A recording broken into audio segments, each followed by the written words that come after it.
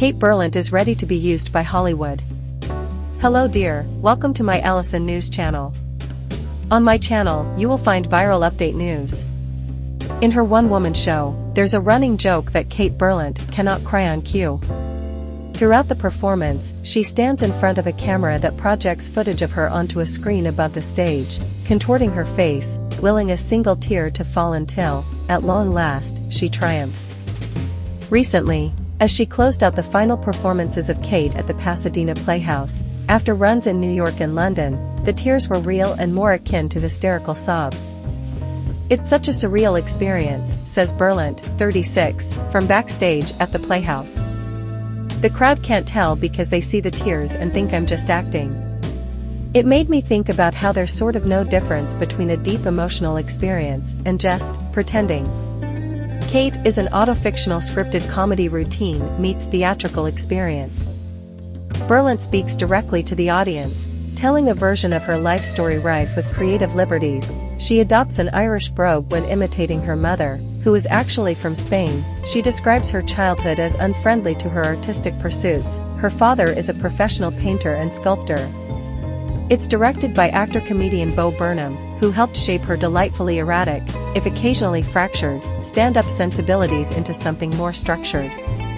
They open the show with a video montage that scrolls through her IMDb profile, parts in Sorry to Bother You, the other two and A League of Their Own, and displays her agent's contact info. It's Andrew Stickney at UTA. Another bit revolves around the conceit that Steve, an executive from Disney Plus, is in the audience, proverbial pen for imaginary contract in hand, just waiting to be blown away by her raw talent and ability to cry on command. The show satirizes the business, but the subject matter stems directly from Berlant's very real desire to be part of it. She's pretending not to be able to cry on camera, while also showing the world how good she is at acting like she can't cry on camera. Much to the reality of the theater show, "I'm desperate to be in good films," she says. In conversation, Berlant often drops into a version of her stage persona, eyes crossed, voice a pitch higher, cadence staccato-like, to make a point or address the imaginary Hollywood executive in the room. When asked what her first truly transcendent acting role was, she quips, "Still waitin', guys," and she describes her experience filming a small part in Once Upon a Time in Hollywood as an exercise in restraint. "I realized, this isn't about trying to be a scene stealer or getting noticed," she says. "I had to look in the mirror in my trailer and tell myself, do not cross your eyes. This is not an opportunity for you to do your shtick." Olivia Wilde, who directed Berlant in Don't Worry Darling, describes her style as like Andy Kaufman, Charlie Chaplin, Lily Tomlin, and Carrie Fisher's group Love Child, but somehow something completely new. Berlant has long had aspirations to perform. She grew up in Los Angeles, technically Santa Monica, which she describes on stage as a small seaport town, so the industry was sort of just hovering nearby, mostly untouchable. Only one other girl in her childhood circle had an interest in an entertainment career, so the two would often hold movie marathons or write together on their bedroom floors.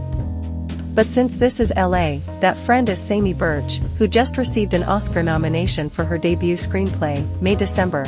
Berlant hopes to join her at the Dolby in March, though she'll only offer a smirky no comment when asked if she'll be Birch's plus one, and the two are now planning a joint project.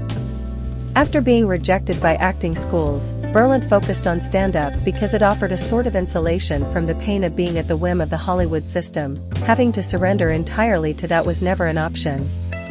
She craves the liberating feeling that comes with knowing you're in charge of your own creative destiny, especially in contrast to the drawn-out pitching and development processes she's experienced at networks and streamers, often to wind up with nothing to show for it.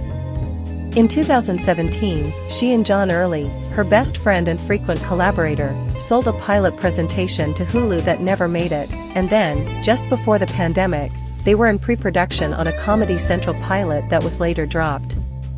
Berlant also filmed her stand-up special Cinnamon in the Wind, her first project with Burnham, in 2019, only to see the finished product sit dormant at FX for years. "They didn't release it and I had no information, so I was like, cool, should I just kill myself now?" she deadpans.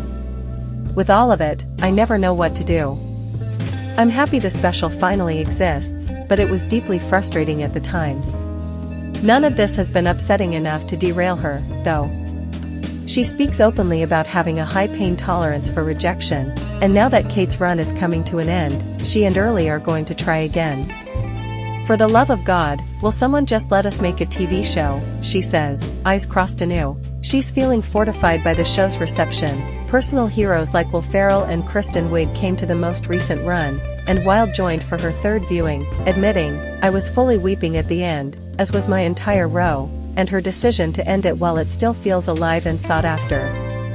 "I could still do it more, which seems to be a reason to stop," she says. "I think things ripen and then they rot, so I'd rather stop while it feels very alive."